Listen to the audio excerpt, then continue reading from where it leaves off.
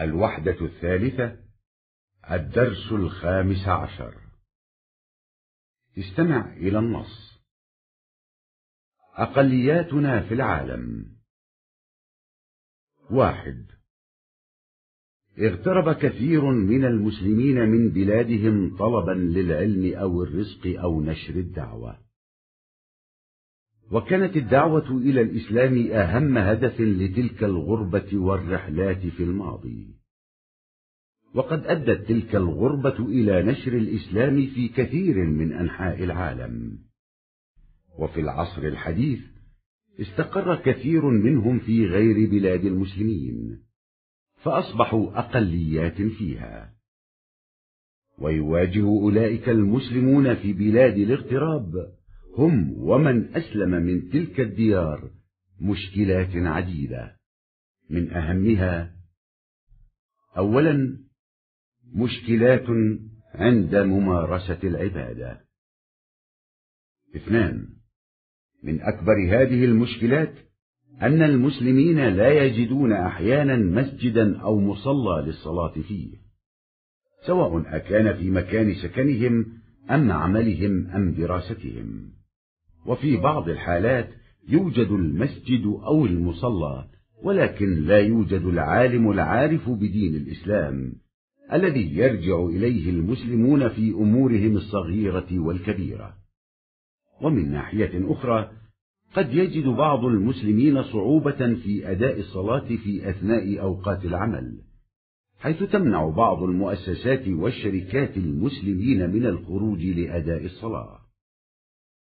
ثانيا، المشكلات المتعلقة بقضايا الأحوال الشخصية. 3.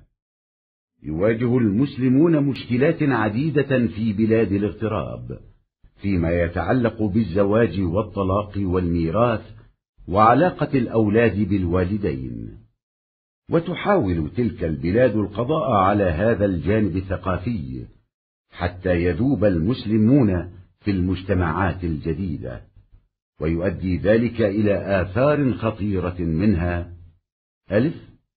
إضعاف سلطة الأب والأم على أولادهما. ب.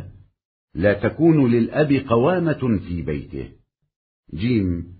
إجراء الزواج مدنيا وليس وفق الشريعة الإسلامية. د. زواج المسلمة من غير المسلم. ه. طلاق المرأة زوجها دون رغبته، وعدم قدرة الزوج على الطلاق إلا بواسطة المحكمة. واو.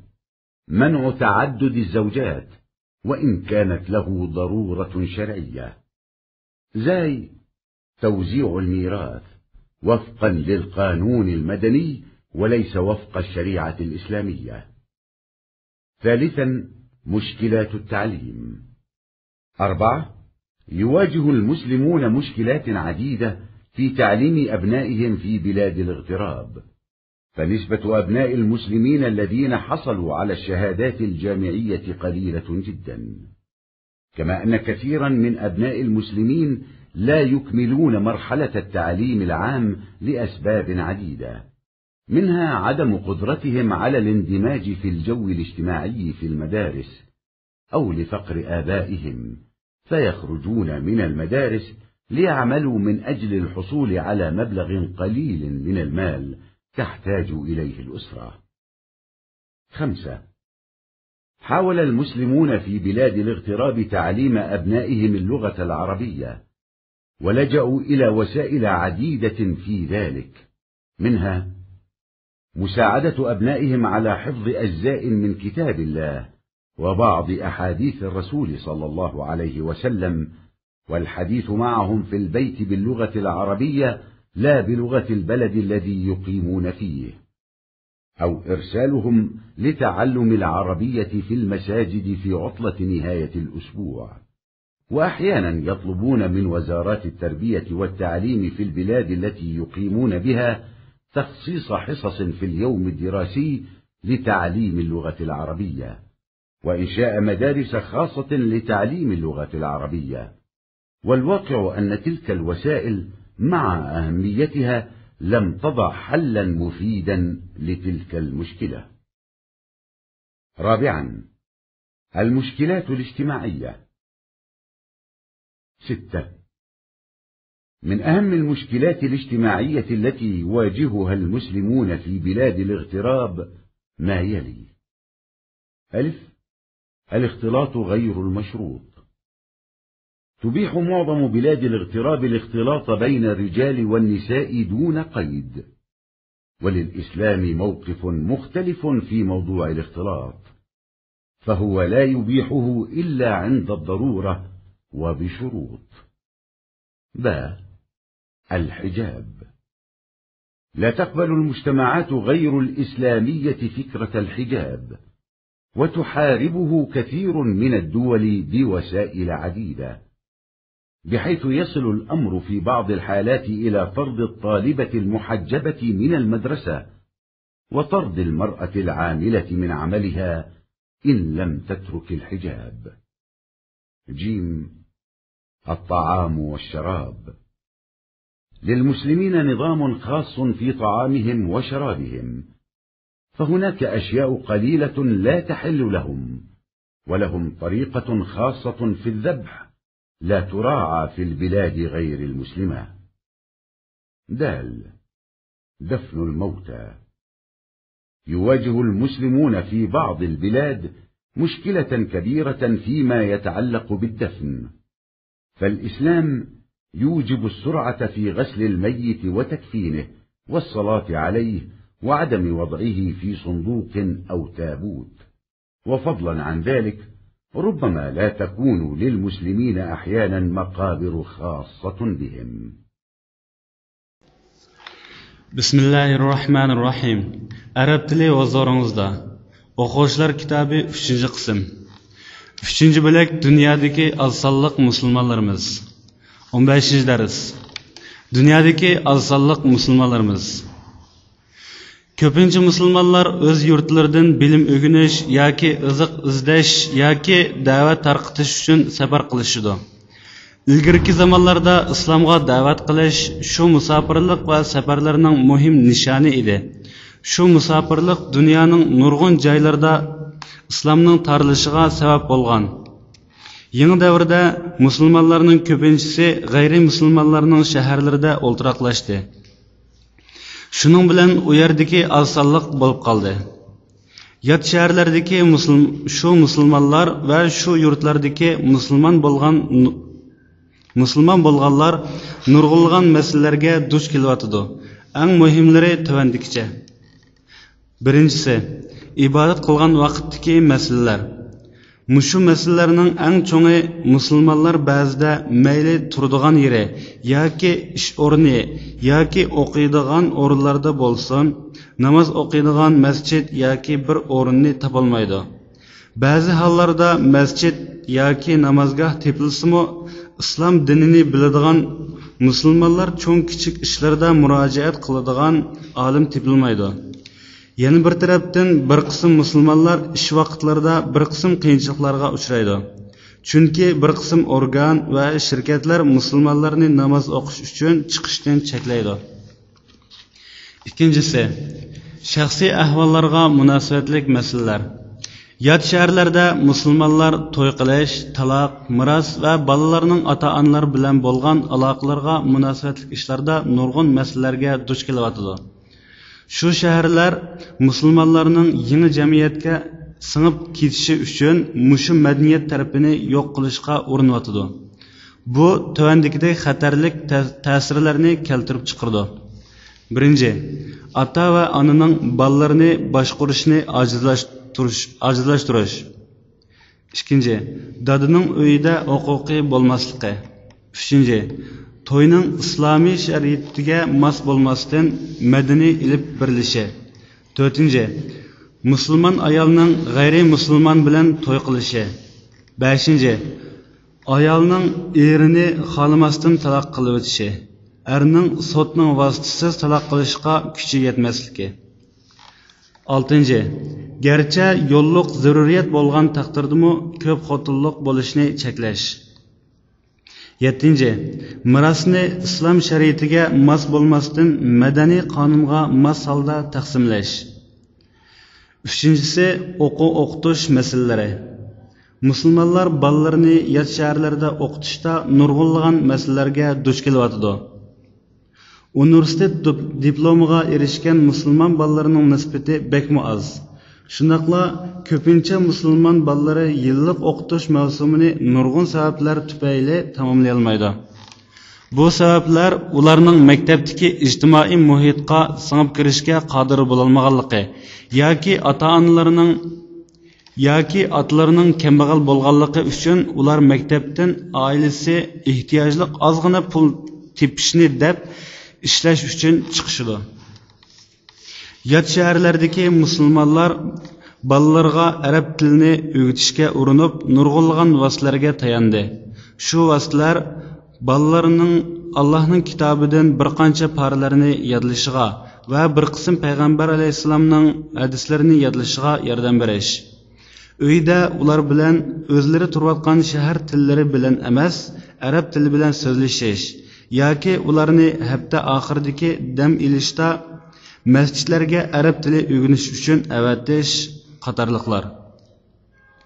Ba'zida ular o'zlari turayotgan shaharlardagi ma'rif tarmoqlaridan kunlik darslarda arab tili o'rgatish soatlarini ajratishni va arab tili o'rgatish uchun maxsus maktablarni qurishni talab qiladi.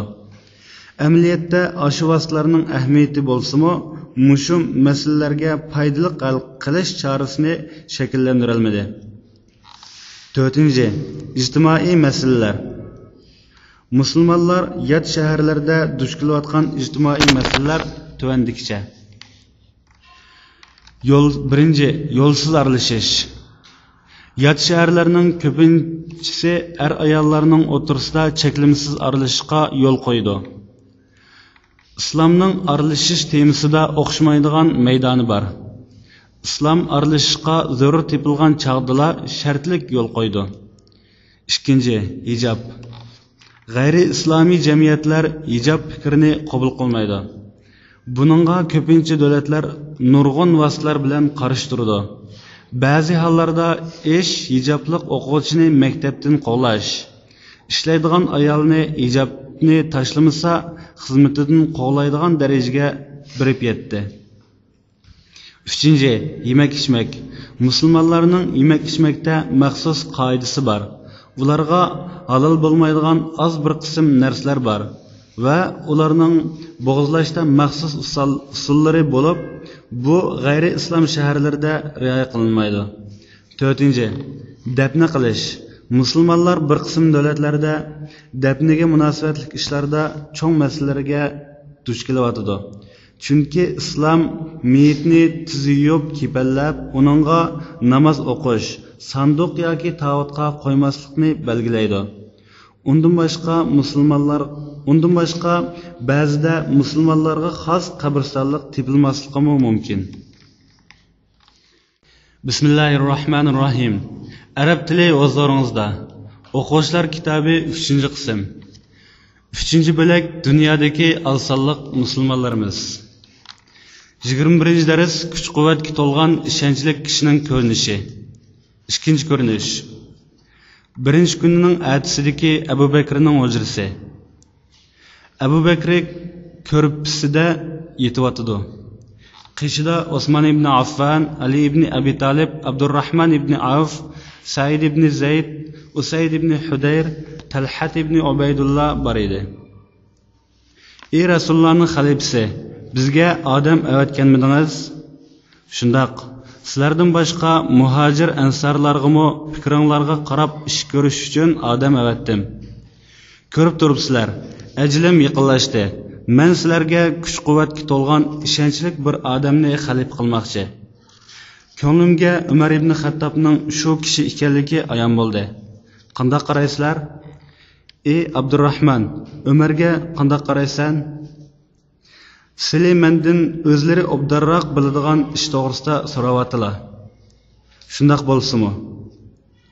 Alloh bilan qasamki, u sizlar o'ylagandanmi yaxshiroq. Osman, sizchi? Umar to'g'risida menga so'zlab bering. Ey Abu Bakr, o'zlari uni bizdan obdarroq biladilar. ey Abu Ubaydullah, shundoq bo'lsa-mu, sizning fikringizni anglab boqay deyman. Mening bildig'inim uning ichki holati tashqaridan yaxshi. Aramizda uningdek kishi yo'q.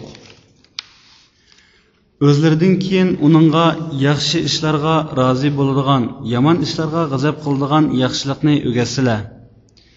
Yo'shirin qiladigan odam oshkor qiladigan odamdan yaxshidir. Bu ishqa umrdanmi kuchlikroq biror odam ega bo'la olmaydi. Ey ansarlarning qarindishi, Allah sizga yaxshi mukofotlarni bersin.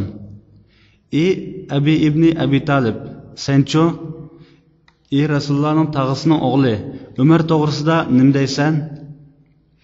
Ey Rasulullohning xalifasi, uning musulmon bo'lishi orqali islom kuchlangan odam to'g'risida nima deyman? Islom uningdan boshqa hech kishining musulmon bo'lishi bilan kuchlanmagan edi. Payg'ambar sallallohu alayhi vasallamning Umar to'g'risida Allah haqiqatni Umarning tili bilan dilida qildi deganni anglagan edim. Ey Rasulullohning tog'asining o'g'li, barakat berilgaysan. Menga Umarni musulmonlarga ega qilishda Allohdan qo'rqmamsan deydigan kishilarning ahvoli qanday bo'lar? Undaqda Allohga tavakkul qilib uni xalif qil. Xalif qilsizlar. Allah bilan qasamki, aramizda bu ishqa uningdanmi kuchlikroq kishi yo'q. Allohga shukr. Endi sizlarning maslahatinglar bilan qalbim aram topdi. Allah sizlarga yaxshi mukofotlarni bersin. Xolisanglar qaytinglar. Rahmat. Qishimda Osman ibn Affan qilib qolsin. Kishilar bir-birlab Abu Bakrga salom qilib va duo qilib chiqib ketdi. Abu Bakrning kasal azobini tortayotganligini ko'rib, ey Abu Bakr, sizning kasal azobini tortayotganligingizni ko'ryapman. Sizga oilangizdagilarni chaqirib beramdim. Yo'q Osman, unda qilma. Qog'oz qalamingni elib kel. Men sana ahdi yozib beray. Ey Rasulullohning xalifasi, hozirmi? Hozir. O'tib ketishdan ilgari asr namoziga muazzinning ovozi anglandi. Osman, azroq kutib tur, asr o'qib olay. Namozga o'ltirib takbir aytdi. Shundan keyin uningga ojizlik chaplashdi-da, yeni yotdi. Namozni yotgan peti tamom qildi. Osman, kela. Osman radhiyallohu anhu yaqin kelib qog'oz, qalam va devatni chiqardi.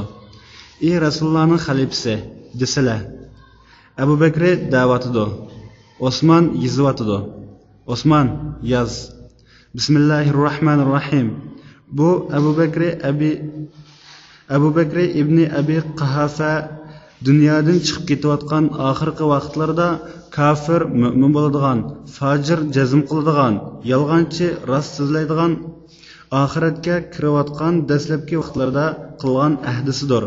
Men sizlarga mendan keyin Abu Bakr hoshidan ketdi. Men sizlarga mendan keyin xalif qildim. Desizlar, ey Abu Bakr. Voy, hoshidan ketdi. La havla va la quvvata illa billah. Chaqiryotdi.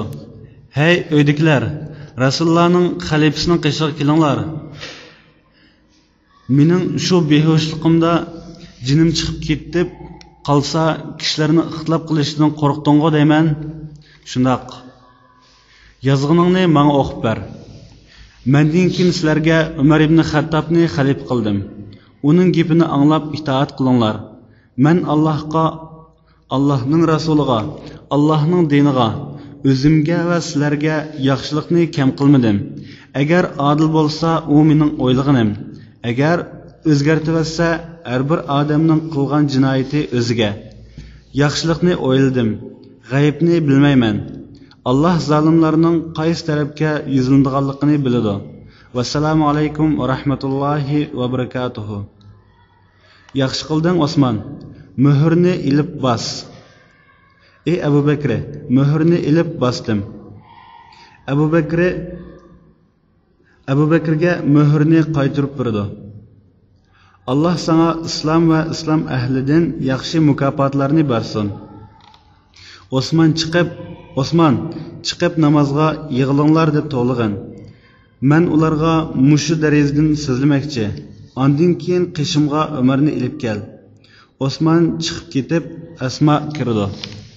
Ey Abu Bakr, mu'minlarning onasi Oyisha keldi. Oyisha kirdi. Xushgapsiz Oyisha, xushgapsiz mu'minlarning onasi, xushgapsiz Rasulullohning mahbubi. Oyisha dadasining beshiga so'ydi. Dada, bugun ahvolingiz qandoq? Allohga shukr, Oyisha. Xizmatchilarimni qishingizga avvalsamla qishingizda odam bor ekan deydi. Shundoq. Uning qishidan odamlar kun bo'yi uzilmadi. Dada, o'zingizni asramamsiz? Ey mu'minlarning onasi, bu ummatning ishiga ega bo'lgan odam qandoqmi o'zini asray olsin? Ey Asma, menga yordamlash. Men bu darajadan masjid ahliga qaray. Asma qo'lidan tutdi. Oyisha yo'laydi. Ummu Farva kayni tarafida. Hattoki beshini darajadan chiqirdi. Ey kishilar, ey musulmonlar jamoasi, menga quloq solinglar. Balkim sizlar bugundan keyin ovozimni anglay olmasliginglar mumkin. Men bir ahdini qildim. Fikr tirishchanligimni kam qilmadim. Yaqinlarimni ega qilmadim. Sizlarga men xalif qiladigan odamga rozi bo'lamsizlar? Ey Rasulullohning xalifasi, rozi bo'lamiz. Bizga kimni xalif qilsa, biz shuningga rozi. Men sizlarga Umar ibn Xattobni xalif qildim. Uning gapini anglanglar va itoat qilinglar. Ey Rasulullohning xalifasi, anglaymiz va itoat qilamiz. Allah barliq sahobalardan rozi bo'lsin.